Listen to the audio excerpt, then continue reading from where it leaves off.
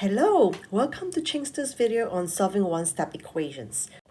So what's an equation? So an equation will be a mathematical statement with an equal to symbol between two expressions that have equal value. For example, we can say x plus 2 equals to 5. Okay, and you can see that there are two mathematical expressions. This is an algebraic expression on the left-hand side, and then we have a numerical expression on the right-hand side. And of course, they can both be numerical expression. For example, 3 is equals to 3 is also an equation. Now, when we look at this example, x plus 2 is equals to 5, we know that x value would have to be 3 because 3 plus 2 is equals to 5. Therefore, we know that x is equals to 3 in this case. But it's not always so straightforward that you can just substitute a value for your variable and solve for your variable. Now let's look at some examples and how we can solve one-step equations. So now let's look at example 1. We have x plus 5 is equal to 7. So when we want to solve an equation, we have to think about balancing it on both sides. So we have this extra term here, which is plus 5 here. So I want you to think about what is the inverse operation of adding so that we can get rid of the 5. As you know that the inverse operation of addition is subtraction. So we will subtract 5 to both sides. And as a result, there's no more 5 on the left hand side. You're going to end up with x is equals to 7 minus 5, which is 2 here. In the next, and you can always check your answer whether it's correct. So you can check if 2 plus 5 is equals to 7. Yes, we know that it's actually 7 on the left hand side. Next, we're going to look at y minus 3 is equals to 10. And let's think about the opposite or inverse operation of subtraction is actually a plus. So you put a plus 3 here. And we know that whatever we do to the left hand side, we must do it to the right hand side. So y minus 3 plus 3 becomes just y, and right hand side becomes 13. And you can check if 13 minus 10 is 13 minus 3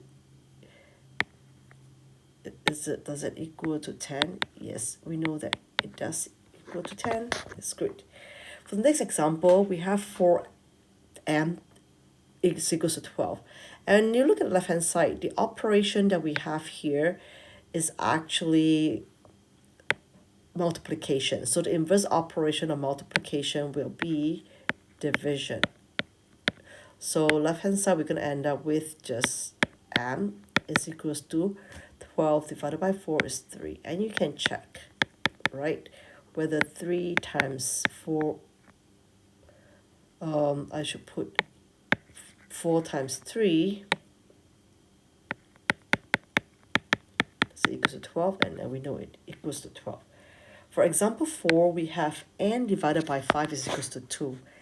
And the inverse operation of division we know is multiplication. So, and we get n is equals to 2 times 5, and that's 10. So we can check if 10 divided by 5 is equals to 2.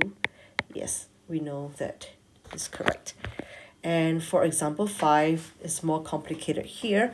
We have 2x over 3 is equals to 6. Now we can treat this as just 2/3 times x is equals to 6. If we look at it as multiplication, the inverse operation of multiplication will be you can divide both. You can do 3 over 2 times 2/3 to give you 1. You can do the reciprocal of 2/3, which is 3 over 2, and you can simplify the left hand side. So your x is equals to so you can simplify, so you get 6 divided by 2 is 3x is equals to 9. And you can check whether this is correct. So 2/3 times 9, does it give you 6? Yes, it does give you 6. Okay, that's one way. We can also treat it as a two-step equation. I'm going to squeeze it here. So you can first, so 2x over 3 is equals to 6.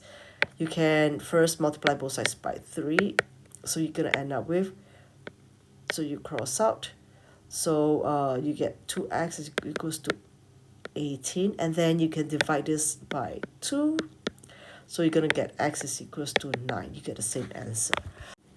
So we reached the end of the solving one-step equation video.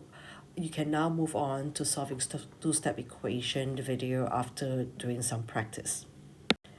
And don't forget to subscribe.